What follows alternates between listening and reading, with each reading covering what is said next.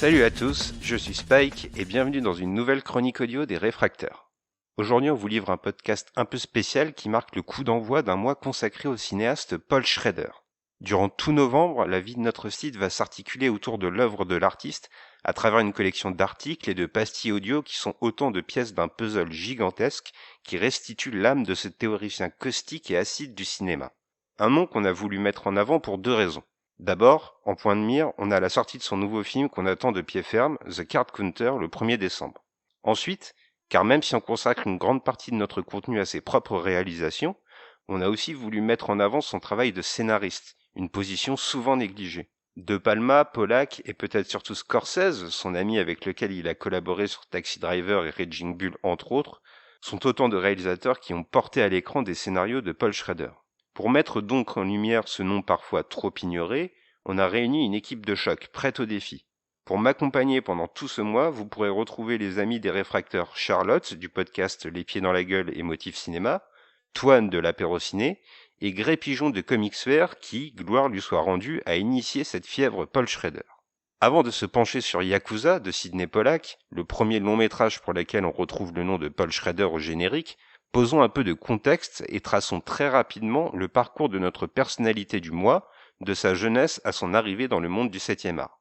Si on a coutume de le rapprocher des Movie Brats, une génération de cinéastes qui a éclaté dans les années 70 avec de grands noms comme Spielberg ou Coppola, le parcours de Paul Schrader est bien différent. Né le 22 juillet 1946 à Grand Rapids, Michigan, il est élevé dans la foi chrétienne la plus stricte, voire un peu fermée, ce qui va grandement influencer le reste de sa vie et son esprit critique sur la religion, une constante de sa filmographie. Jusqu'à ses 18 ans, Paul Schrader n'a même jamais eu le droit de mettre les pieds dans un cinéma, et sa première séance sera pour lui une révélation, voire une expérience transcendantale d'après ses propos. Désormais habité par le rêve du cinéma, il va y consacrer ses études, mais non sans suivre initialement un cursus en théologie. En 1974, Paul va collaborer avec son frère Léonard pour adapter en scénario l'une de ses nouvelles. Ce franc auteur, il a lui aussi une histoire. Pour fuir la conscription pour la guerre du Vietnam, Léonard est parti se réfugier à Kyoto, et c'est donc en partie de son expérience que sera tiré le script de Yakuza, lui qui deviendra par ailleurs un grand spécialiste du cinéma asiatique reconnu au pays du soleil levant. On a donc posé la religion, l'Asie et l'armée dès le premier film de notre rétrospective. Retenez bien cela pour le futur, on y reviendra tout au long du mois. L'envie de Léonard, qui a envahi également Paul, c'est de porter sur les écrans américains les codes des films nippons et tout spécialement les productions de la Toei autour des Yakuza. C'est donc pour la somme record à l'époque de 300 000 $ que Paul et Léonard, aidés pour les finitions par Robert Towne, écriront le scénario de Yakuza. Un film signé Sidney Pollack, dans lequel on retrouve Robert Mitchum dans le rôle de Harry, Ken Takakura pour jouer Ken, et Brian Keith incarnant George.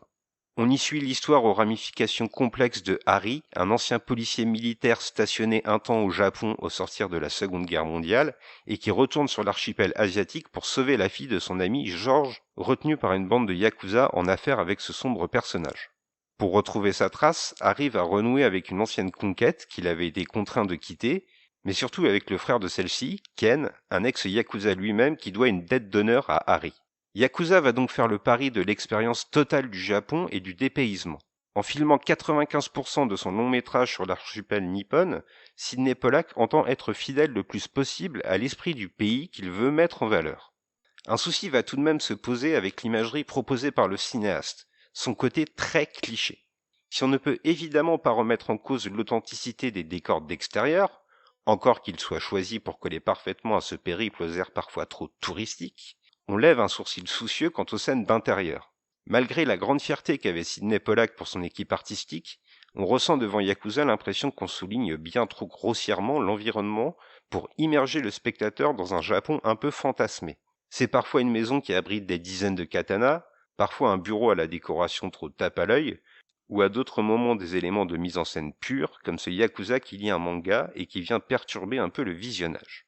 Un vrai défaut au vu du scénario des frères Schrader et de Robert Towne, qui semblait lui bien plus didactique pour nous faire assimiler les us et coutumes du pays et des Yakuza en particulier.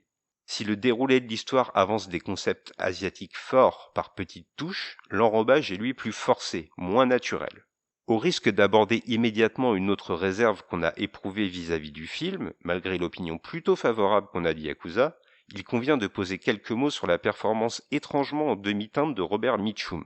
Sans vouloir égratigner l'image d'un acteur profondément culte, il nous a semblé parfois hors de son rôle, se trompant de registre entre l'ancien porte-flingue et le grand-père un peu bougon. On comprend parfaitement l'image du héros américain qui colle à Mitchum et qui appuie le propos du film. Mais cela ne rehausse pas le constat froid. Le comédien est tout simplement peu convaincant. On devine même dans certaines déclarations de Sydney Pollack que le tournage a dû être parfois délicat. Le réalisateur compare son héros à une mule qu'il faut frapper pour avancer, ou évoque parfois son souci de boisson, partiellement visible à l'écran si on est totalement honnête avec vous, au point de donner une couleur étrange à une scène où Harry refuse un verre, entre autres. Mais heureusement, on ne peut pas attribuer le rôle principal uniquement à Robert Mitchum, tant Ken Takakura s'impose comme un monstre de charisme, un Steve McQueen nippon comme disait Pollack. L'intensité qui manque parfois à son partenaire est décuplée chez ce personnage froid, sombre et animé par un feu sacré qui est justement une thématique centrale du film. L'expérimentée star japonaise prend sur ses épaules une grande partie de l'attention du récit, fait de Yakuza son film à plus d'un détour, prenant l'ascendant psychologique et physique sur Harry. Finalement, le côté lisse de Mitchum s'explique aussi par la volonté d'en faire un personnage guide, auquel on peut facilement s'identifier pour pénétrer dans le monde de Ken. C'est le choc des cultures qui semble passionner le metteur en scène lorsqu'il confronte ces deux protagonistes, deux reliques d'un passé déjà lointain. Pour Pollack, il y a une même noblesse chez les personnages imaginés par les Shredder et Town, mais exprimés par le prisme de deux origines qui les rendent différentes. Les valeurs ne semblent pas se vivre pareilles. D'ailleurs, cette opposition entre Orient et Occident va être particulièrement mise en valeur à la lumière d'une scène bien spéciale, un affrontement musclé où Ken est katana en main pendant que Harry flingue à tout va. Alors que Yakuza citait les films de gangsters japonais très ouvertement, il offre ici un élan bien plus intéressant à interpréter. On revient là, selon nous, à une époque plus lointaine du cinéma d'action, celle des westerns à travers Robert Mitchum, culte fermement tenu, et le Shambara, comprenez par là les films de sabre japonais, lorsqu'on voit Ken Takakura tailladé dans le tas. On a l'impression qu'à travers le cinéma, Yakuza marie d'un coup deux cultures. Dans son scénario, il les met en parallèle, leur tend la main en leur donnant un trait commun. En dehors de ces séquences musclées, on pourrait qualifier la mise en image de Sydney Pollack d'évanescente, presque une rêverie dans un pays étranger. Ken et Harry sont tels des fantômes d'un passé révolu, les derniers remparts d'une morale défaillante, les garants de l'honneur. Des déambulations de Robert Mitchum dans les rues tokyoïtes reste l'impression de voir se mouvoir un spectre à la recherche du passé. Car il n'y a pas que le présent dans Yakuza, malgré sa logique de thriller. Il y a aussi l'histoire avec un grand H qui plane sur le destin des héros. Sans jamais avoir recours au flashback, mais simplement par un jeu de dialogue parfois effacé, Pollack esquisse le squelette des rapports conflictuels entre USA et Japon et leur improbable réconciliation. Le long métrage n'hésite pas à faire référence à l'âpre précarité de l'après-guerre, par exemple, ou à évoquer les tristes bombardements américains sur les civils. Yakuza est conscient des racines des tensions qu'il entend exposer.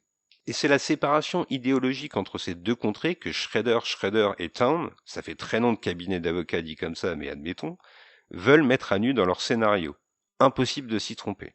Toutes les strates de la hiérarchie Yakuza y sont réfléchies, avec ce qu'elles charrient derrière elles en termes de code de l'honneur.